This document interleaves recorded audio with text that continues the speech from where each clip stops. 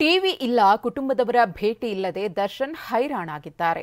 ಇನ್ನು ಬೆಂಗಳೂರಿನಲ್ಲಿ ಮೀಟು ಆರೋಪ ಹಿನ್ನೆಲೆ ಮಹಿಳಾ ಆಯೋಗದ ಅಧ್ಯಕ್ಷತೆಯಲ್ಲಿ ಸಭೆ ಇವತ್ತು ನಡೆಯಲಿದೆ. ಈ ಸುದ್ದಿಗಳನ್ನು ನೋಡೋಣ ಸಮಗ್ರ ನ್ಯೂಸ್ ಟಾಪ್ 9ನಲ್ಲಿ. ಸಾಲು ಸಾಲು ಸರ್ಕಾರಿ ರಜೆ ಕಾರಣ ಕುಟುಂಬದವರ ಭೇಟಿಯೂ ಇಲ್ಲ. ಹೀಗಾಗಿ ಕೊಲೆ ಆರೋಪಿ ದರ್ಶನ್ಗೆ ಜೈಲಲ್ಲಿ ಬೇಸರವಾಗ್ತಿದ್ಯಂತೆ. 10 ದಿನಗಳಿಂದ ಟಿವಿ ವ್ಯವಸ್ಥೆಯೂ ಸಿಕ್ತಿಲ್ವಂತೆ. ಒಂಟಿತನದಿಂದ ಕಾಲ ಕಳೆಯಲು ಪರದಾಡ್ತಿದ್ದಾನಂತೆ.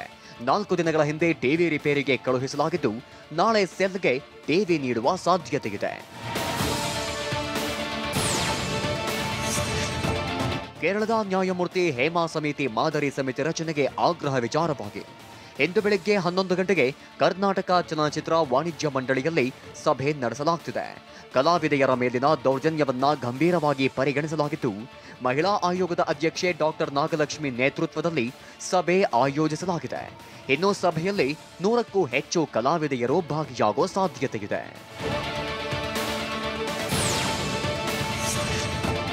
ಬೆಂಗಳೂರಿನಲ್ಲಿ ಕೇರಳ ಮೂಲದ ವಿದ್ಯಾರ್ಥಿ ನಿಫಾಗೆ ಬಲಿಯಾಗಿರುವ ಕಾರಣ ಇಂದು ಆರೋಗ್ಯ ಇಲಾಖೆಯಿಂದ ಮೀಟಿಂಗ್ ಕರೆಯಲಾಗಿದೆ.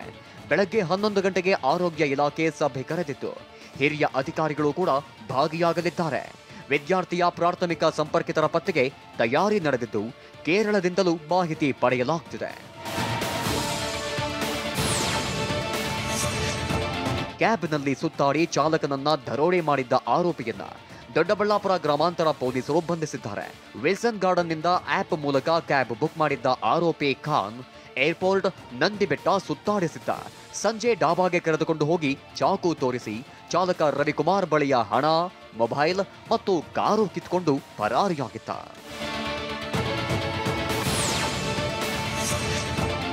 ಹೆದ್ದಾರಿ ಅಗಲೀಕರಣದಲ್ಲಿ ಬಟ್ಟೆ ಅಂಗಡಿ ನೆಲಸಮ ಮಾಡುತ್ತಿರುವ ಕಾರಣ ಇರೋಬರೋ ಬಟ್ಟೆಗಳನ್ನ ಅರ್ಧ ರೇಟ್ಗೆ ಮಾರಾಟ ಮಾಡಲಾಗಿದೆ.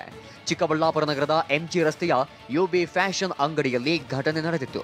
ಇರೋಬರೋ ಮಾಲು ಖಾಲಿ ಮಾಡಲು ಬ್ರಾಂಡೆಡ್ ಬಟ್ಟೆಗಳನ್ನ ಅತಿ ಕಡಿಮೆ ಬೆಲೆಗೆ ಮಾರ್ತಿದ್ದಾರೆ. ಹೀಗಾಗಿ ಜನ ಬಟ್ಟೆ ಖರೀದಿಗೆ ಮುಗಿಬಿದ್ದಿದ್ದಾರೆ.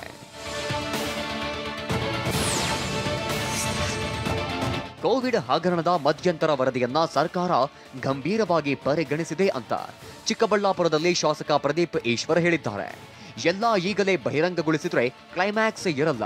ನಾನು ಎಲ್ಲವನ್ನ ಹೇಳಿಬಿಟ್ರೆ ಎದುರಾಳಿ ಅಲರ್ಟ್ ಆಗ್ತಾರೆ. ಸಿಎಂ ಡಿಸಿಎಂ ಗಂಭೀರವಾಗಿ ಕ್ರಮ ತೆಗೆದುಕೊಳ್ತಾರೆ ಅಂತ ಅಡ್ಡಗೋಡೆ ಮೇಲೆ ದೀಪವಿಟ್ಟಿದ್ದಾರೆ. ನಾನು ಮಾತಾಡಿದ್ರೆ ಗೌಪ್ಯತೆ ಕಾಪಾಡೋಕ್ಕಾಗಲ್ಲ, ನಮ್ಮ ಆ್ಯಕ್ಷನ್ಸ್ನ ಗಮನಿಸಿ ಅಷ್ಟೇ. ಬಟ್ ಒಂದಂತೂ ಸೀರಿಯಸ್ ಆಗಂತೂ ನಮ್ಮ CM ಸಾಹೇಬರು DCM ಸಾಹೇಬರು ತೊಗೊಂಡಿದ್ದಾರೆ. ಅದನ್ನು ಸುಮ್ಮನೆ ಅಂತನ ಹೇಳಿದ್ರೆ ಸುಮ್ಮನೆ ಎದುರಾಳಿಗಳು ಅದನ್ನು ಅಲರ್ಟ್ ಆಗ್ತಾರೆ. ಬೆಂಗಳೂರಿನ ನಾಗಶೆಟ್ಟಿಹಳ್ಳಿಯಲ್ಲಿ ನಿನ್ನೆ ಗಣೇಶ ವಿಸರ್ಜನಾ ಮೆರವಣಿಗೆ ಅದ್ದೂರಿಯಾಗಿ ನಡೆಯಿತು. ವಿಷ್ಣುವರ್ಧನ ಗೆಳೆಯರ ಬಳಗದ ಗಣಪತಿ ವಿಸರ್ಜನಾ ಮೆರವಣಿಗೆಯಲ್ಲಿ ರಸ್ತೆಯುದ್ದಕ್ಕೂ ಮಹಿಳೆಯರು ಕುಣಿದು ಕುಪ್ಪಳಿಸಿದ್ರು, ಪಟಾಕಿ ಸಿಡಿಸಿ ಸಂಭ್ರಮಿಸಿದ್ರು.